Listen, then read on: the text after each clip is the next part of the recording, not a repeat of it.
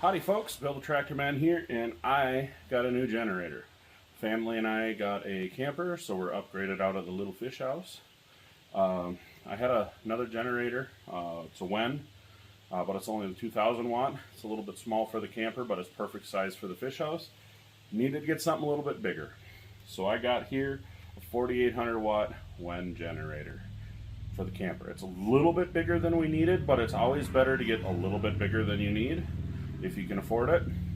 That way you got a little capacity to grow, and while you have it, you're not working it too hard.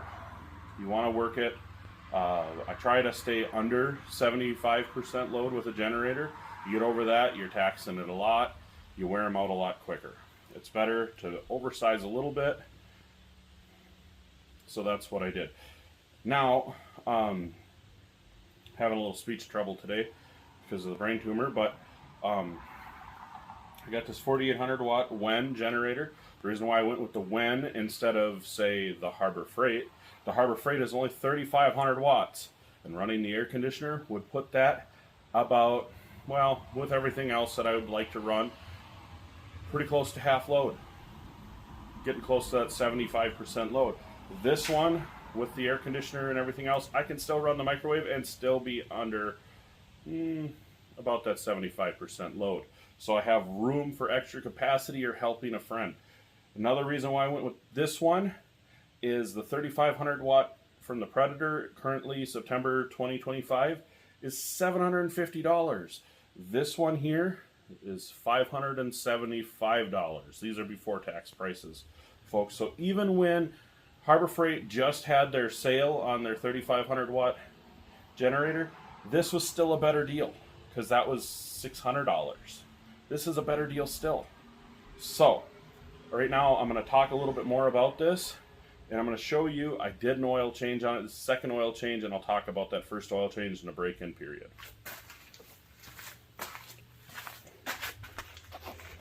Let's talk about a few good things with this WEN generator. For the money, you get an RV plug, 30 amp RV plug, which is awesome. You get two of these.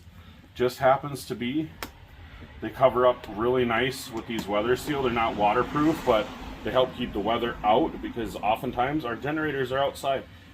So that's helpful. I have four 120 15 amp connections, we'll call them, and then this one, as I said, for that. This also has where you can parallel it to another generator of similar size.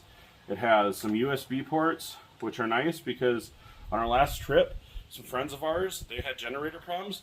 They could charge their phone and we could plug in their stuff so they could get by. It also has this power port here, which is a cigarette plug power port. I thought that was kind of useless until I ran this. Now let's talk a negative. Okay, one more positive. It has this nice readout here. If I were to start this up, it gives you voltage, your hertz, it gives you your current, how long it's been running currently, and then your overall hours. That's really nice to have. I'm really a stickler about maintenance on my stuff, so that helps a lot. Now, one of the downsides of this generator, and so far it's the only downside that I've really run into, is, okay, now I just thought of two. This is a brain tumor thing. There's two problems. One, it's just a little bit too tall to fit under my tonneau cover closed. They could have made this like an inch and a half shorter. It would have had clearance. It would have been perfect. And then what they could have done is they could have made it a little bit longer. This is a bigger generator. It's not big. It's still pretty light. It's about 50 pounds, I think. It's manageable. If they would have made it just a little shorter and a little bit longer to add some more fuel tank capacity would have been nice. This thing seems to, when we were camping, it would run for about 4 or 5 hours between needing to be topped off with fuel, which isn't terrible, but it's nice that it has this 12 volt plug here because I was looking at kits, extended runtime kits. You put a fuel pump up here and you got a boat fuel tank that holds 6 gallons, 9 gallons, or 12 gallons is what I've looked at so far. Those would last a lot longer, maybe the whole weekend if you had to run it a lot.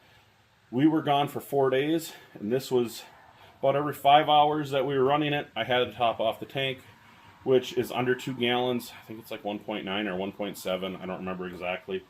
It could use a little more fuel capacity. So that's the good and bad with it. I've got 35 hours of runtime on it so far. My other little WEN has hundreds of hours on it. So quality wise, I think this is a pretty good generator, especially for the money. So let's talk about those oil changes. Quick edit in. I forgot this one feature that I really like. You got engine off, fuel off, run, and choke. You can turn that. You're running it. You know you're not going to use it again for a while. Just turn it over to fuel off. Give it about 4 minutes to run out of gas. This thing, pretty fuel economical. Turn it to there, run it out of gas. You don't have any gas in the carburetor then, which is awesome. You don't have to fiddle around and try and drain it out, even though this has the tubes that make that easy.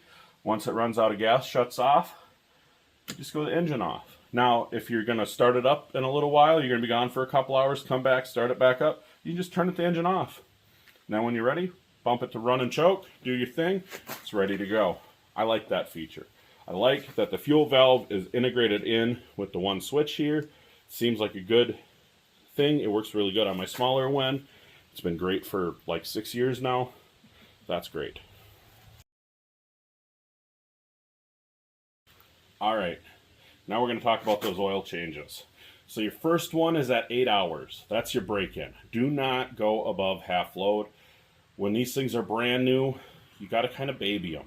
And it doesn't matter if it's a Harbor Freight, a Champion, or a WEN, or any of them. Take good care of them in the beginning and take good care of them after. They'll last a lot longer. It is totally worth it. So what I like to run is AMSOIL small engine oil in them. What I did is I put the WEN oil that came with it in it for the first 8 hours. Figured that was good enough use for it. First 8 hours, it's going to get really beat up anyway. It's not going to be in there too long. That's fine. Ran it on the RV here, camper in the driveway for 8 hours. We ran a refrigerator. We cycled the air conditioner on and off to get that load up and down to break in the engine real good. It worked out really good. Now, after 8 hours, I changed the oil. It was pretty nasty looking. I'll see if I can add in some pictures, but I upgraded to the magnetic dipstick. Had a lot of stuff on it. After 4 hours, and then at 8 hours, it still had a lot of stuff on it. Cleaned it off both times. Dumped that oil at 8 hours.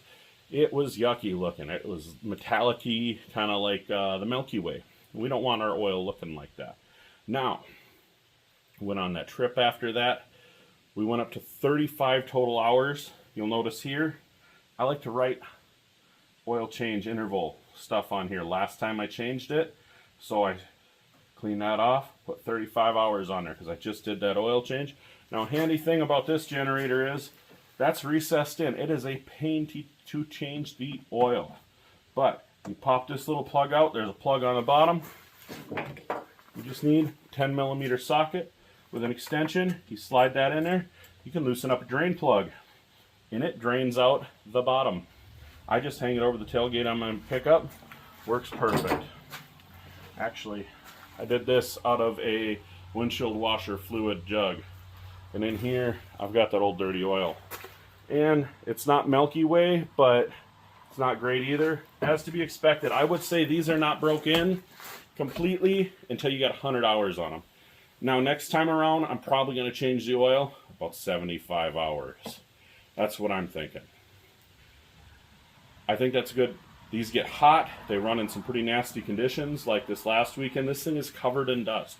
We were camping in a field up at Western Minnesota Steam Threshers Reunion. And it did great. It did great. It ran our air conditioner on the really hot day we had. It powered our microwave, everything else. It helped with friends campers. It did really good. It's really good to run a quality oil. You get the hours out of them. I seen one guy, he posted online, he's got 3,000 hours on his. But he takes just immaculate care of it. And it's totally worth doing that. So anyway, that's a quick video about this. If you have any questions, drop them down below. I'd be happy to answer them. So thanks for watching. We'll see you again next time.